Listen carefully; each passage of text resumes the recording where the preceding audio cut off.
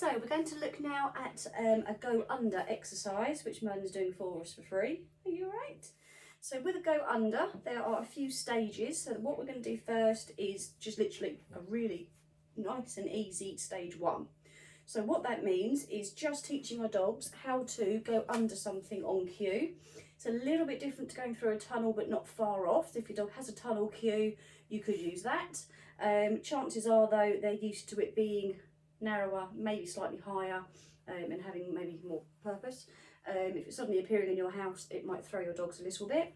When you're making something for your dogs to go under, you just ideally want to make sure that they can pass under it, go through, without needing to do a lot at this stage. Later on it gets harder, we just want them to be able to go under it, all right? It's also quite important that whatever you use is reasonably sturdy. So if you think that whatever they're going to go under is likely to come off really easily, or one of the supports isn't very strong, or you're using a pole that might roll off, then if you can just hold on to it just to make sure that your dog can go under it without it falling on them, because otherwise, again, confidence wise, you're likely to put your dog off. So for example, Merlin has his lovely curly tail, so if he goes under anything with a pole, there's a high chance that that tail's going to catch hold of the pole or even wrap round it and take it with him and then put him off going under next time. So think about those things with your dogs. If they are wearing something like a harness or quite a big collar, then as they go under, that might catch on whatever's here. And again, we don't want it to fall on your dog, even if it's lightweight. So what I've got for my first way of doing this is I've got a shoe box, I've got a storage box, I've got a garden ornament. It's all right, mate. I've got my TARDIS back, and I've just got our canopy bed box, which is empty, nothing in there. So that made a reasonably similar height. So the two boxes, that one's slightly higher, and the TARDIS is slightly higher than the garden ornaments. That almost balances them out there or thereabouts, and it's a really nice height for my dogs. So again, it depends on the height of your dog. It might be that you have a table, might be a dining room table, coffee table, could be you've got chairs, something that your dog can go under quite easily. Absolutely fine to use those. It might be that you have two chairs that have got a nice back to them. You can bring them out with their backs to each other and then put something over the top of them. So if you've got a larger breed, they can then just walk under there. It's initially just getting them used to a new cue word and being able to go under different things without it being too scary. So you may have seen with Merlin, when I started talking about being safe, he kind of shot through. He wasn't too sure what was going to happen, and he's quite confident with this sort of thing normally, but he wasn't sure if it was going to fall on his head, which is something that does happen, doesn't it, Merlin? So then all we're going to do is we're just going to lure our dogs to go under, so we can position ourselves. Got so much stuff in this house. We can position ourselves at the end. Good boy. And then all we want to do is go under, throw your treat, Ripley, go under, get it. And that helps with a little bit of drive as well. So it gives them a little bit of confidence. Good, go. Reverse, go through. Yay, good girl. Ready, go through. Merlin. Go through, yes.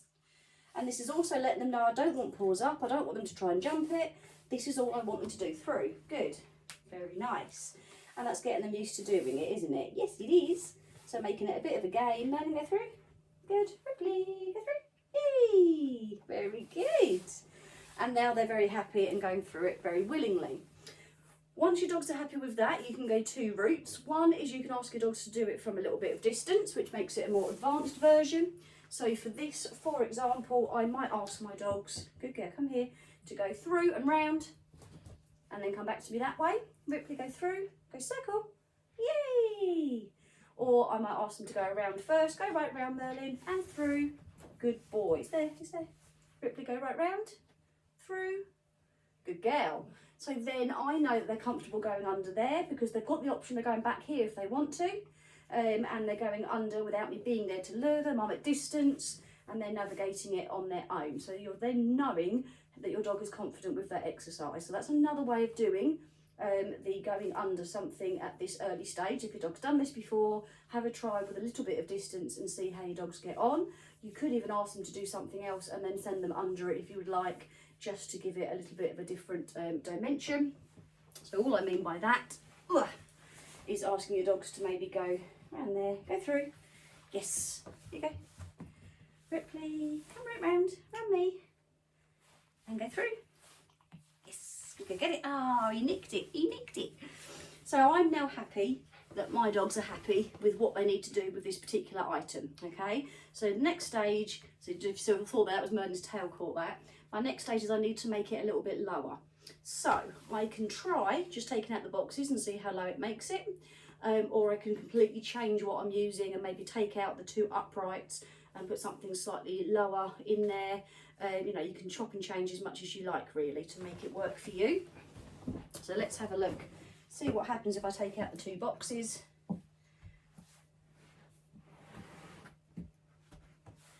Find out, find out, find out. How small is this now? Oh, that's quite small. Oh, that's quite small, isn't it? So when it goes smaller, our dogs have to work that little bit harder again. Okay, so I'm going to just work with Ripley. Under. Good girl. Merlin. Go round. Go through. Good boy. Hold on. Wait. Wait. Through. So can you see now that Merlin is ducking to get through? And that's why we want to make sure that they're listening to us, Merlin. Right. Just hold on. Just wait there. Ripley. Wait, Merlin. Just wait. What did I say? Go up there. Honestly, you cannot wait.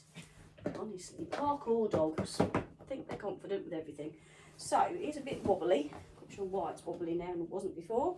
So I just wanted to go this route to show you Ripley. So I'm going to bring the treat a bit lower to guide her head, and that will guide the rest of the body. If you guide the head low, the rest of the body will tend to follow, okay?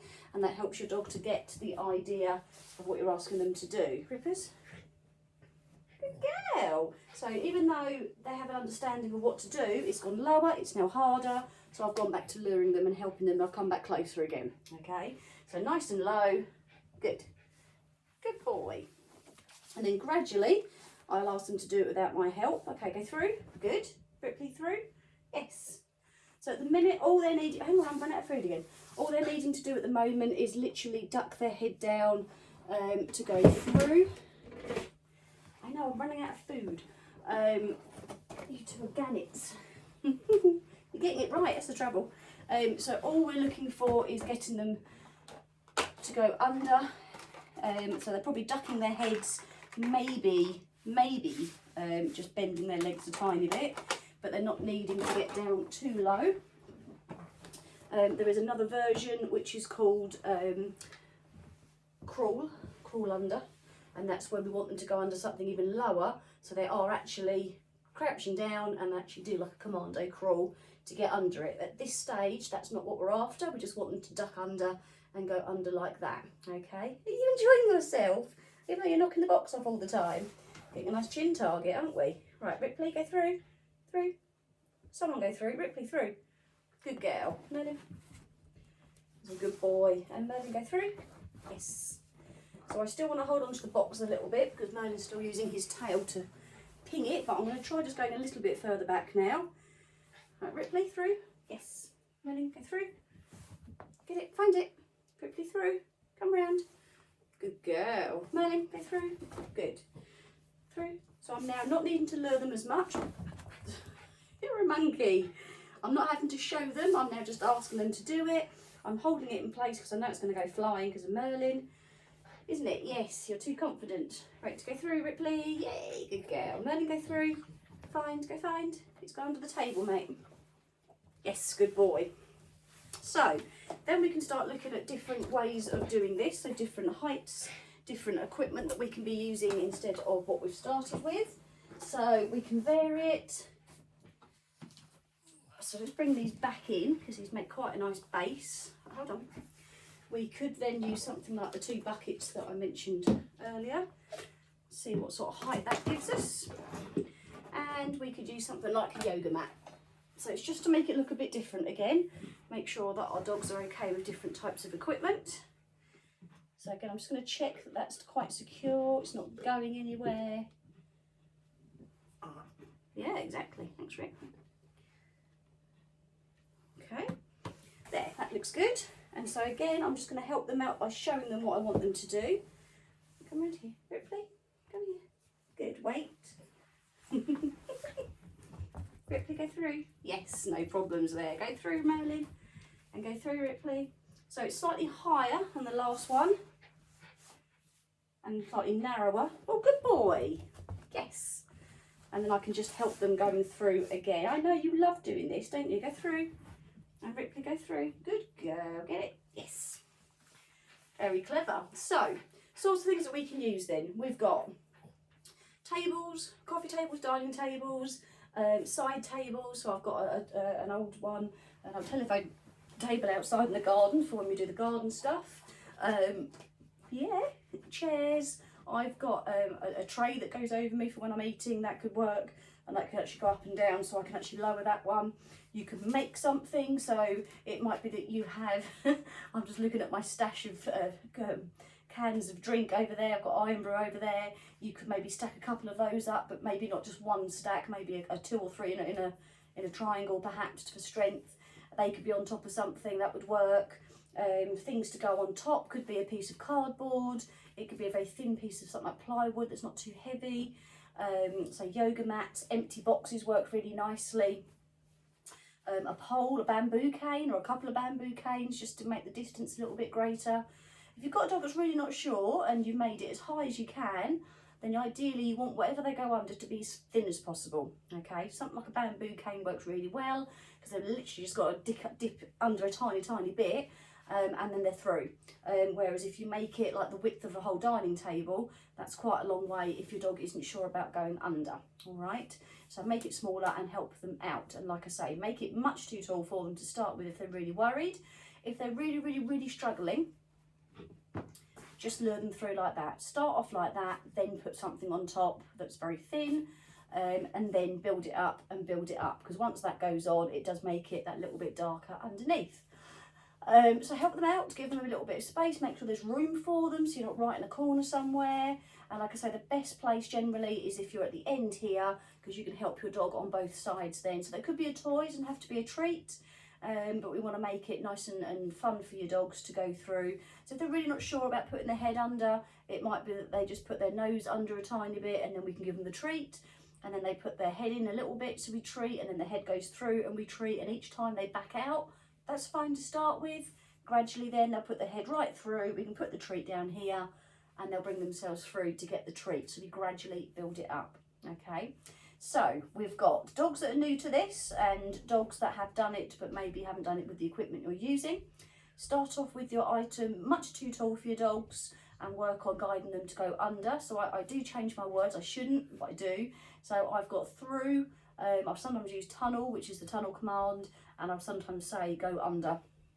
I'm not quite sure why I've got so many words, just have. But whatever you use is entirely up to you. Guiding them through and then working on sort of luring them, actually just asking them to do it, throwing a treat or giving them the treat, and building that up. For then more advanced dogs, you're then going to be further away. So it might be you're still here, but over in this direction more and asking your dogs to do it. Or you might be able to stay on one side now and ask your dogs to go under and round, or go round and under and do it that way. I could even get a figure of 8 if this wasn't next to the sofa. And then if they're okay with that and they're okay with what they've got to do with that height, change what we're doing, make it lower or change the equipment completely. So if you start with something thin, you can then put something wider there so they take a tiny bit longer going under it. Do make sure though that whatever's on top here is as secure as it can be. It's not going to be, you know, if you're going, oh, it might fall off, then it's probably not the best thing to use for a beginner dog, or a dog that might lose confidence quickly. If you're going to attach it, that, elastic bands, things like that work quite nicely. It might be something that's really lightweight, like a piece of polystyrene, so you might just put like a book on it or something to weigh it down. And gradually just build it up, and depending on what the floor surface is like, if that's maybe either slippery or cold perhaps, and your dog isn't too keen on laying down, put something underneath, put a mat down on the floor and make it a bit easier for your dogs to get there. All right. So again, I'd like to know what it is you're using with your dogs, what sort of equipment you're using, what combinations of things you're using, and see how you get on with that one as well. So you've got 3 exercises to be getting on with varying levels of difficulty depending on where you're at with your dogs. Away you go, and I shall check in with you in the next couple of days with more work for you.